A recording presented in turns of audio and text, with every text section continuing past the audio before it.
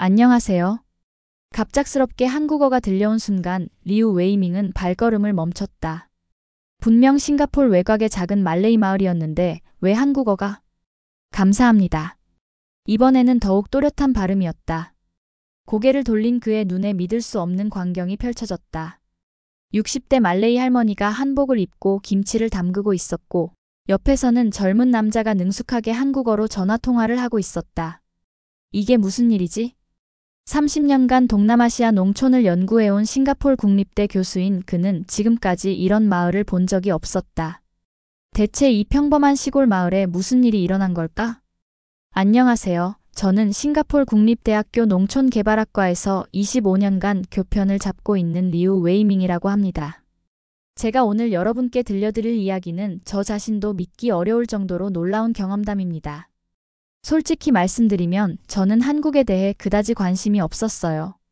물론 K-팝이나 드라마가 인기라는 건 알고 있었지만 그저 젊은 사람들의 일시적인 유행 정도로만 생각했거든요. 농촌 연구를 하는 학자로서는 유럽이나 일본의 선진 농업 기술에만 주목하고 있었습니다. 그런 제가 작년 9월 정부로부터 특별한 의뢰를 받게 되었어요. 싱가폴 북부 조호르 해협 근처의 작은 마을을 조사해 달라는 것이었습니다. 최근 몇 년 사이 그 마을의 농업 생산성이 급격히 향상되었는데 정부에서는 그 원인을 파악해서 다른 지역에도 적용하고 싶다는 거였어요. 처음 서류를 받았을 때는 별다른 기대를 하지 않았습니다. 그냥 평범한 시골 마을일 거라고 생각했거든요. 전체 가구 수 150여 가구, 주민 대부분이 말레이계와 중국계가 섞여 사는 전형적인 다민족 농촌 지역이었습니다. 조사 당일 저는 연구 조교와 함께 차를 타고 그 마을로 향했어요. 싱가폴 시내에서 차로 1시간 정도 걸리는 거리였는데 가는 길에 조교가 이상한 얘기를 하더군요. 교수님, 이 마을 사람들이 요즘 한국어를 배운다던데요? 저는 웃으면서 대답했습니다. 요즘 한류 열풍이니까 그럴 수도 있지. 하지만 농촌 조사와는 상관없는 일이야. 그런데 막상 마을에 도착하자마자 저는 말문이 막혔어요. 마을 입구 간판에 말레이어, 중국어와 함께 한글이 나란히 적혀 있었거든요. 감복 마을에 오신 것을 환영합니다. 라고 말이에요. 이상하네. 한국 사람이라도 사는 건가? 차에서 내리면서 주변을 둘러보니 더욱 놀라운 광경이 펼쳐졌습니다. 논밭의 모습부터 뭔가 달랐어요. 일반적인 동남아시아 농법과는 확연히 다른 정리된 모습이었거든요. 그리고 곳곳에서 들려오는 한국어 대화 소리들. 저는 그 순간 가슴이 두근거리기 시작했어요. 25년간 농촌을 연구해온 제가 지금까지 한 번도 본 적 없는 현상이 벌어지고 있었거든요. 마을 안으로 들어서자마자 제 눈을 사로잡은 건 깔끔하게 정리된 농장들이었어요. 보통 동남아시아 농촌에서 볼 수 있는 어수선한 모습과는 완전히 달랐거든요. 논마다 체계적인 물 관리 시설이 설치되어 있었고 비닐하우스들도 한국에서나 볼 법한 모던한 스타일이었습니다. 안녕하세요. 갑자기 뒤에서 한국어 인사가 들려왔어요. 깜짝 놀라 뒤돌아보니 60대 정도 되어 보이는 말레이 할아버지가 환하게 웃으며 손을 흔들고 계시더군요. 안녕하세요. 저도 어색하게 한국어로 대답했어요. 한국 사람이세요? 할아버지가 서툰 한국어로 물어보셨습니다. 아니요, 저는 싱가폴 대학교에서 온 연구원입니다. 그러자 할아버지 얼굴에 실망의 기색이 스쳤어요. 아, 그렇구나.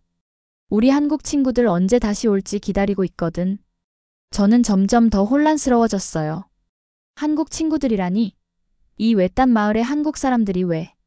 할아버지의 안내로 마을을 둘러보기 시작했는데 곳곳에서 놀라운 광경들이 펼쳐졌습니다. 마을 회관에는 태극기와 싱가폴 국기가 나란히 걸려 있었고 벽면에는 서울 풍경 사진들이 붙어 있었어요. 제주도 한라산, 경주 불국사, 부산 해운대까지. 마치 한국 관광 홍보관 같았습니다. 저희 마을이 많이 달라졌죠? 할아버지가 자랑스럽게 말씀하셨어요. 언제부터 이렇게 바뀐 건가요? 한 3년 전부터요. 한국 농업 전문가들이 와서 우리를 가르쳐줬거든요. 저는 더욱 궁금해졌어요. 그런데 마을을 자세히 살펴보니 문제점들도 눈에 들어오기 시작했습니다. 먼저 세대 간 갈등이 심각했어요. 젊은 층과 나이 든 분들 사이에 묘한 긴장감이 흘렀거든요. 한 카페에서 우연히 들은 대화가 충격적이었습니다. 아버지, 또 한국어 공부하시는 거예요? 30대 정도 되어 보이는 남자가 짜증 섞인 목소리로 말했어요. 이 늙은이가 뭘 배워서 어디에 써요? 그런 시간에 농장 일이나 더 하세요. 노인이 슬픈 표정을 지으며 답했습니다. 우리 마을이 좋아지고 있잖아. 한국 방식이 정말 좋더라고. 좋긴 뭐가 좋아요? 돈만 더 들고 복잡하기만 하네요. 이런 대화를 들으니 마음이 무거워졌어요. 겉으로는 발전한 것처럼 보였지만 내부적으로는 갈등이 깊었던 거죠. 경제적 문제도 심각했습니다. 한국식 농업시설을 도입하려면 초기 투자 비용이 만만치 않았거든요. 많은 농가들이 빚을 내서 시설을 갖췄는데 아직 충분한 수익을 거두지 못하고 있었어요. 솔직히 말하면 힘들어요. 한 농부가 저에게 털어놨습니다. 한국 방식이 좋다는 건 알겠는데 우리 같은 서민들에게는 부담이 크거든요. 전에는 그냥 심기만 하면 됐는데 지금은 온도 체크에 습도 관리에 머리가 아파요. 더 큰 문제는 외부의 시선이었습니다. 주변 마을 사람들이 이곳을 곱지 않게 보고 있었어요. 감복 마을 사람들 요즘 이상해졌어. 인근 마을 상인이 수근거리는 소리를 들었습니다. 한국 흉내 내느라 정신 없더라고. 자기 문화도 모르면서 말이야. 맞아, 너무 오버하는 것 같아. 한국 사람도 아니면서 왜 그래? 이런 편견과 질시 어린 시선들이 마을 사람들을 더욱 위축시키고 있었어요. 저 역시 처음에는 회의적이었습니다. 이게 정말 지속 가능한 발전일까? 싶었거든요. 겉모습만 화려해 보이지 실속은 없는 게 아닐까 하는 생각이 들었어요. 특히 언어 문제가 심각했습니다. 나이 든 분들은 한국어를 배우려고 열심히 노력하시지만 실제로는 기초적인 인사말 정도밖에 못하시는 상황이었어요. 그런데 한국 관광객들이 오면 무리해서 한국어로 대화하려다가 오해가 생기는 경우가 많았습니다. 어르신, 김치 맛있어요. 한국 관광객이 말했는데 할머니는 뭔 말인지 몰라서 그냥 웃기만 하시더라고요. 나중에 서로 당황하는 모습을 보니 안쓰러웠어요. 무엇보다 가장 큰 문제는 정체성의 혼란이었습니다. 젊은 세대들 사이에서는 우리가 말레이 사람인지 한국 사람인지 헷갈린다는 말까지 나오고 있었거든요. 저희 전통 문화는 어떻게 되는 건가요? 한 젊은 여성이 저에게 진지하게 물어봤어요. 할머니들은 한국 문화에 빠져 계시고 저희는 그 사이에서 뭘 따라야 할지 모르겠어요. 조사 첫날을 마치며 숙소로 돌아가는 길 저는 복잡한 심정이었어요. 분명 눈에 띄는 발전이 있었지만 그 이면에는 심각한 갈등과 문제들이 도사리고 있었거든요. 과연 이런 변화가 이 마을에게 정말 도움이 되는 걸까? 그날 밤 저는 잠을 이루지 못했습니다. 조사 이틀째 상황은 더욱 악화되었습니다. 마을에서 큰 사건이 터진 거예요. 새벽 5시쯤 급한 전화가 걸려왔어요. 마을 이장 아흐마드 씨의 다급한 목소리였습니다. 교수님, 큰일 났어요. 마을에서 큰 싸움이 일어났습니다. 급히 마을로 달려가니 마을 회관 앞에 사람들이 모여 있었어요. 젊은 층과 나이 든 분들이 서로 마주보고 서 있는데 분위기가 험악했습니다. 도대체 언제까지 이런 식으로 살 거냐고 30대 남성이 목소리를 높였어요. 한국 따라하느라 우리 돈만 날리고 있잖아. 반대편에서 60대 할머니가 떨리는 목소리로 대답했습니다. 우리 마을이 좋아지고 있는데 왜 그래? 한국 사람들이 우리를 도와줬잖아. 도와줬다고요? 결국 다 떠났잖아요. 우리만 바보가 됐어요. 그 순간 저는 충격적인 사실을 알게 되었어요. 마을의 한국 농업 기술을 전수해준 전문가 팀이 프로젝트 종료와 함께 모두 한국으로 돌아간 상황이었던 거예요.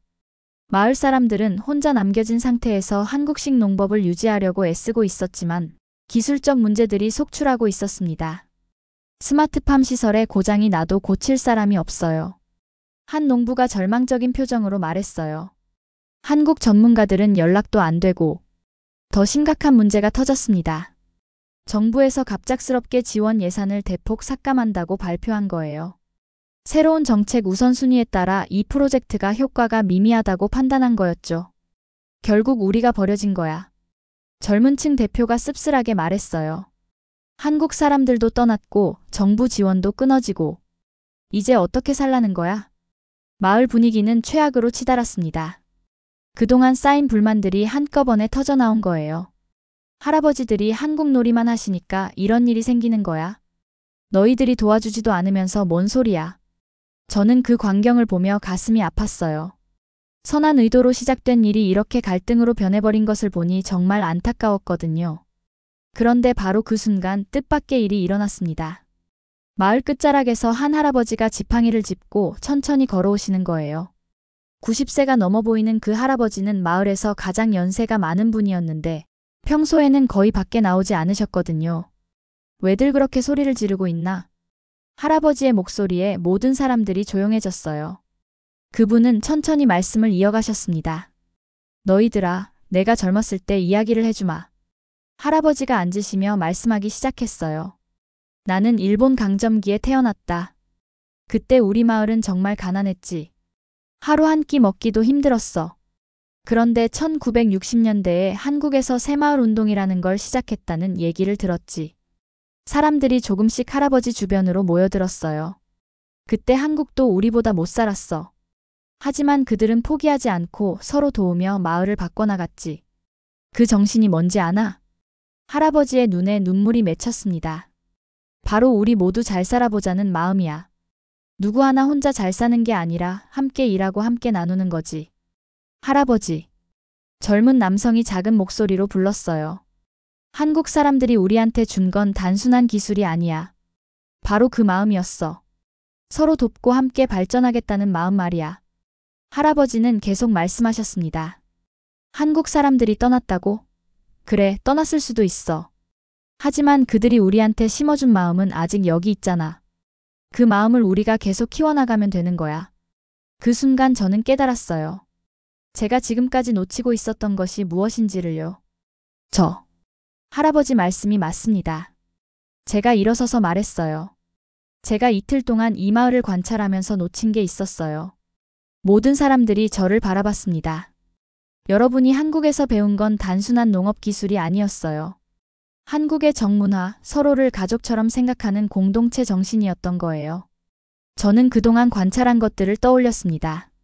할머니가 아프실 때 마을 전체가 돌아가며 돌봐드리는 모습, 농사일이 힘든 집에는 자연스럽게 품앗이로 도와주는 모습, 아이들 교육비가 부족하면 마을 기금으로 지원해주는 모습. 사람들의 표정이 조금씩 밝아지기 시작했어요. 이런 것들이 바로 한국의 새마을 정신이에요. 기술은 배울 수 있고 돈으로 살 수 있지만 이런 마음은 오직 진정성으로만 전달될 수 있는 거거든요. 젊은 남성이 고개를 숙였습니다. 교수님 말씀이 맞아요. 저희가 너무 겉모습만 보고 있었네요. 할머니가 그의 손을 잡았어요. 우리가 함께 이겨내자. 한국 사람들이 그랬듯이 말이야. 그날 저녁 마을 회관에서는 특별한 회의가 열렸습니다. 젊은 층과 나이 든 분들이 함께 앉아서 진지하게 대화를 나눴어요. 우리가 한국에서 정말 배워야 할 건 뭔지 이제 알겠어요. 30대 여성이 말했습니다. 서로 존중하고 협력하는 마음이에요. 그 순간 저는 가슴이 뜨거워졌어요. 한국이라는 나라가 세계에 전해주는 진정한 가치가 무엇인지 깨달은 순간이었거든요. 기술이나 경제력이 아닌 사람과 사람 사이의 따뜻한 마음. 그것이야말로 한국이 세계에 줄 수 있는 가장 소중한 선물이었던 거예요. 그날 밤의 회의 이후 마을에는 놀라운 변화가 시작되었습니다. 가장 먼저 달라진 건 마을 사람들의 마음가짐이었어요. 젊은 층이 나이 든 분들을 무시하던 태도가 완전히 바뀌었거든요. 할머니, 한국어 가르쳐 주세요. 그동안 반대했던 젊은 남성이 먼저 다가갔어요. 저도 한국의 진짜 정신을 배워보고 싶어요. 할머니의 얼굴에 환한 미소가 떠올랐습니다. 그래, 함께 배워보자꾸나. 더 감동적인 건 그들만의 독특한 방식을 만들어낸 것이었어요. 한국 문화를 그대로 따라하는 게 아니라 자신들의 전통과 자연스럽게 융합시킨 거죠. 예를 들어 한국의 김장 문화를 배워서 마을 전체가 함께 김치를 담그는 날을 만들었는데 거기에 말레이 전통 향신료를 조금씩 넣어서 자기들만의 특별한 김치를 만들어냈어요. 맛을 보니 정말 놀라웠습니다. 한국 김치의 시원함에 동남아시아의 향긋함이 더해진 환상적인 맛이었거든요. 이게 바로 진짜 문화융합이구나. 저는 감탄할 수밖에 없었어요. 농업 기술 문제도 놀랍게 해결되었습니다. 마을 젊은이들이 팀을 만들어서 인터넷으로 한국 농업 전문가들과 연결된 거예요. 화상통화로 기술 지원을 받고 궁금한 점들을 직접 물어보면서 문제들을 하나씩 풀어나갔습니다. 한국 사람들은 정말 대단해요. 한 젊은 농부가 저에게 말했어요. 자기 일도 바쁠 텐데 우리 같은 외국 사람 문제까지 친절하게 도와주시거든요. 이런 마음이 바로 한국이 선진국이 된 이유가 아닐까요? 정말 그랬어요. 한국의 농업 전문가들은 프로젝트가 끝났음에도 불구하고 개인적으로 이 마을을 계속 지원해주고 있었어요. 돈을 받는 것도 아닌데 말이에요. 3개월 후 제가 다시 마을을 방문했을 때는 정말 믿을 수 없는 변화를 목격했습니다. 먼저 경제적 성과가 놀라웠어요. 마을의 농업 생산성이 40% 향상되었고 품질도 크게 개선되어서 싱가포르 시내 고급 마트에까지 납품하게 되었거든요. 교수님, 이것 보세요. 이장 아흐마드 씨가 자랑스럽게 계약서를 보여줬어요. 우리 토마토가 싱가포르에서 프리미엄 브랜드로 인정받았어요. 그런데 더 놀라운 건 사회적 변화였습니다. 마을의 범죄율이 완전히 제로가 되었고 젊은이들이 도시로 떠나지 않고 마을에 정착하는 비율이 90%를 넘었어요. 왜 도시에 가요? 20대 청년이 웃으면서 말했어요. 여기서도 충분히 잘 살 수 있는데요. 게다가 우리 마을에는 다른 곳에서 찾을 수 없는 특별한 게 있어요. 특별한 게 뭔가요? 바로 한국에서 배운 정이에요. 서로를 진짜 가족처럼 생각하는 마음이요. 정말 그랬어요. 마을 전체가 하나의 대가족 같은 분위기였거든요. 누군가 아프면 모두가 걱정하고 기쁜 일이 있으면 함께 축하하고 어려운 일이 있으면 자연스럽게 도움의 손길이 나왔어요. 가장 감동적인 순간은 마을 아이들과의 만남이었습니다. 초등학생들이 유창한 한국어로 저에게 인사를 건넸거든요. 안녕하세요, 교수님. 저희는 감복마을 어린이 한국 문화 동아리예요. 아이들이 한국 전통 놀이를 하면서도 자신들의 전통, 춤 동작을 섞어서 완전히 새로운 놀이를 만들어낸 모습을 보니 눈물이 날 뻔했어요. 한국은 정말 멋진 나라예요. 한 아이가 반짝이는 눈으로 말했어요. 언젠가 저도 한국에 가서 더 많은 걸 배우고 싶어요. 그 순간 저는 깨달았어요. 한국이라는 나라가 세계에 전파하고 있는 것은 단순한 기술이나 문화가 아니라 사람을 소중히 여기는 마음, 함께 발전하려는 의지, 그리고 희망을 포기하지 않는 정신이라는 것을요. 마을을 떠나기 전날 밤 마을 사람들이 저를 위한 감사 파티를 열어줬어요. 한국 음식과 말레이 음식이 함께 차려진 식탁에서 모든 세대가 어우러져 웃고 이야기하는 모습을 보니 가슴이 벅찼습니다. 교수님 덕분에 우리가 진짜 소중한 걸 깨달았어요. 할머니가 제 손을 잡으며 말씀하셨어요. 한국의 마음을 우리 가슴에 심은 거요. 그날 밤 저는 확신했습니다. 한국은 정말 대단한 나라라고 말이에요. 경제대국이어서가 아니라 사람의 마음을 움직이는 진정한 힘이 있는 나라이기 때문이었죠. 이것이 바로 제가 직접 목격한 놀라운 이야기였습니다.